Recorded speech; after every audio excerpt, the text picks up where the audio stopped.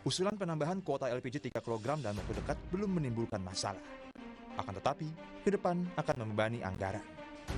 Pemerintah mengusulkan kuota LPG bersubsidi 3 kg sebanyak 8,03 juta ton dalam rancangan anggaran pendapatan dan belanja negara 2024. Tambahan kuota akan disertai rencana transformasi distribusi yang tepat sasaran.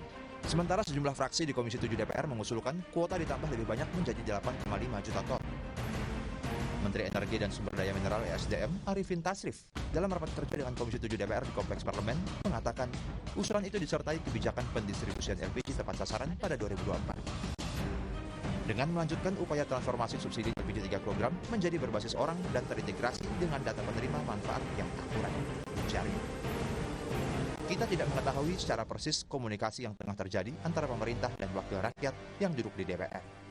Alasan yang mengemuka adalah ekonomi yang pulih pasca pandemi membutuhkan pasokan energi agar ekonomi bisa lari kencang. Tambahan pula, LPG tersebut digunakan oleh usaha kecil dan menengah.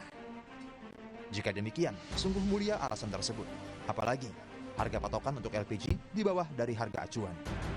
Harga LPG CP Aramco saat ini berada di bawah asumsi APBN 2023. Pada Agustus 2023 misalnya, harga LPG CP Aramco sebesar $465 AS per ton atau di bawah asumsi harga di dalam APBN 2023 yang sebesar $916 AS per ton. Oleh karena itu, masih ada ruang untuk menaikkan kuota.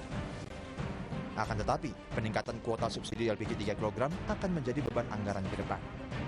Keluhan ini sudah lama diungkapkan, bahkan tak lama setelah transisi dari minyak tanah ke LPG dilakukan pada tahun 2007. Sepanjang tahun lalu, pemerintah menyalurkan LPG 3 kg dengan berat total 7,799 juta ton.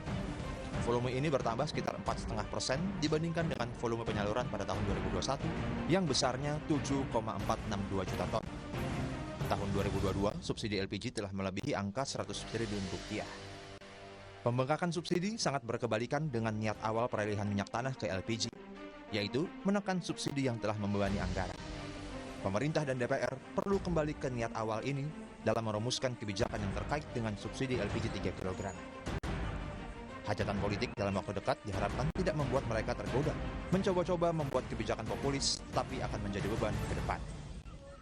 DPR sebaiknya kembali ke usulan-usulan beberapa waktu lalu, yaitu meminta pemerintah dan Pertamina untuk membuat sistem yang membuat LPG bersubsidi tepat sasaran. Usulan subsidi non-tunai kepada penerima, bukan subsidi di barang, perlu dikaji lebih mendalam.